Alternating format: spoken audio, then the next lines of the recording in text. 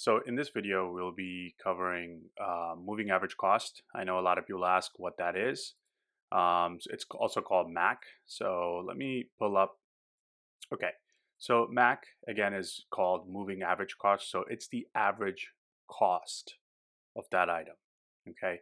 That multiplied by your quantity on hand gives us the inventory. It gives us the inventory value. Okay, so MAC times on hand gives us the inventory value. MAC is also how is MAC used? So MAC is used, for example, when we're creating productions and we want to know the cost of item at that time when you are producing a product. The component MAC is used to calculate the finished product. Okay, the finished product MAC. Also, Mac is used if you are linking our solution to your accounting platform. Mac is used is to send up your cost of goods. Okay, so you're shipping something. So we're going to be sending a journal entry with the cost of goods, and it's going to be using the Mac at that current time. Okay, so in this video, I'm going to show you how Mac changes. Um, how it changes, what is the formula behind it, when does it change, okay, and also how does it relate to inventory value, okay. So we have a report called inventory value report. So if you click this, if you run it, you'll see what your inventory value is currently in inventory, right? Right now, your inventory value is $25,000 worth of tables, right? At average cost of 250, and you have 100. So that's how you get the 25,000. And then the raw ingredient, the table leg, you have one of those, and as a result, the MAC is 10. So the inventory value is 10. Okay. So what I've done is I've created a spreadsheet, and I'm going to show you what happens when a few transactions happen and how does the MAC change. Okay. So again, the formula is MAC. Inventory value is MAC times quantity on hand. So that's where your inventory value is. MAC is also inventory value divided by quantity on hand. All right.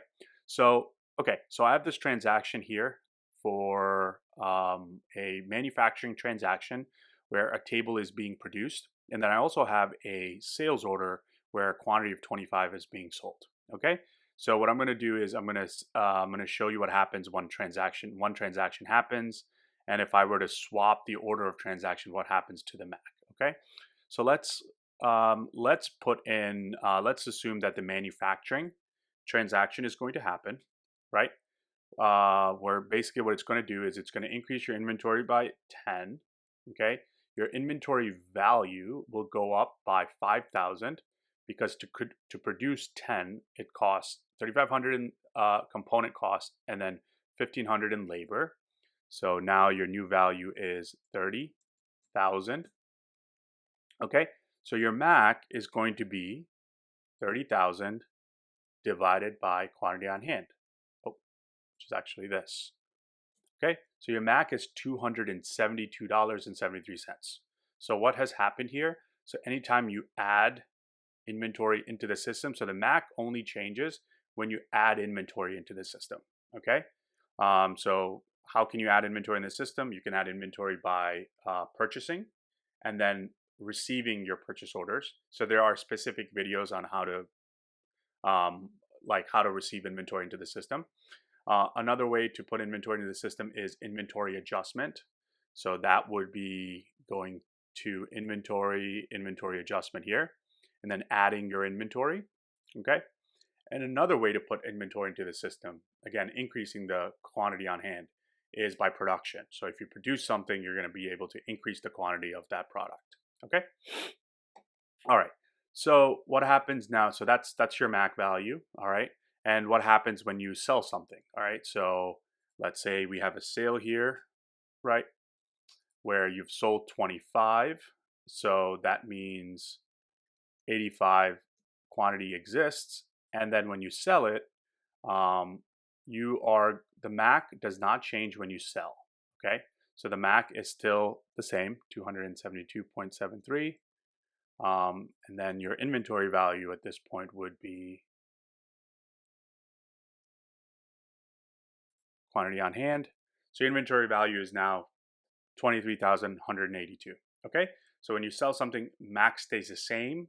Basically, the inventory value gets reduced because your cost of goods is essentially 272 times 25 items that are sold. So that's the cost of goods that is being removed from your inventory value. Okay, all right. So now let's actually swap these transactions around and see what happens. Okay, so let's make this a sale, right? And let's make this a manufacturing. So if you sell this, you're going to have 75. So I'm going to clear this out. So if you sell, again, we know that selling does not change the MAC, right? And the inventory value as a result of selling would be 18,750. Okay. Now let's add in the manufacturing order. So that's going to increase your on hand by 10. So now you have 85, right? And now your inventory value is, so your inventory value would be 18,750 plus 5,000.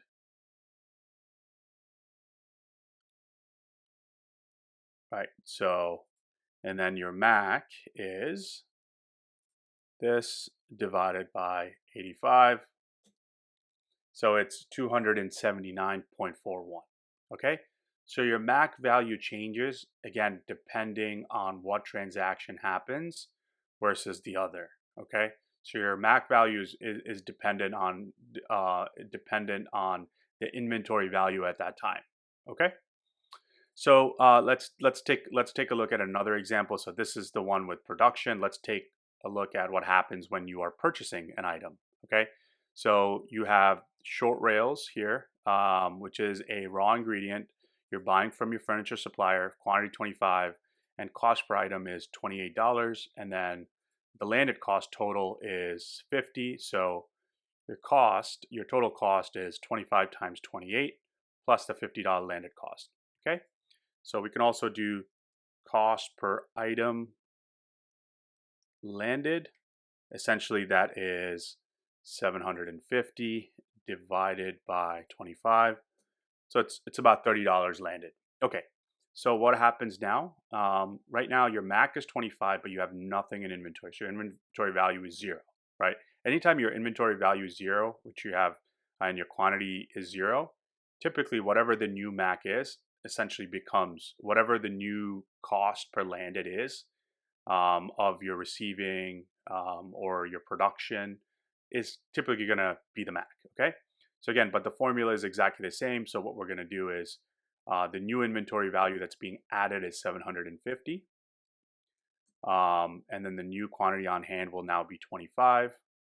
So as a result, it's going to be 750 divided by 25. Okay, so the new MAC is 30. And if we were to replicate this again and assume that 20 were added at $30, right, at $30, then what would happen is there would be a new transaction that would increase the quantity by 20, so it would be 45. The inventory value would be 750 plus 650,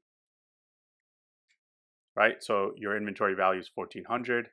So now it would be 1400 divided by 45.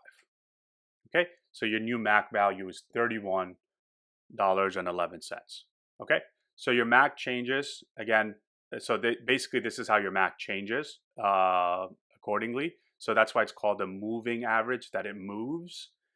It moves based on. So if you buy something that is, with inflation, for example, if you buy something that it costs a lot more now than it did before, you're going to see your MAC trending more towards that newer cost. All right. If items get cheaper over time, then your MAC will start going down. Okay. So you can really use the MAC to see how basically how your cost of goods are going up or cost of goods are going down. Okay. If you guys have any questions, use our chat option below, or just email us or talk to us. Email us at support@brahmin-solutions.com, and we'll get back to you. All right. Thank you.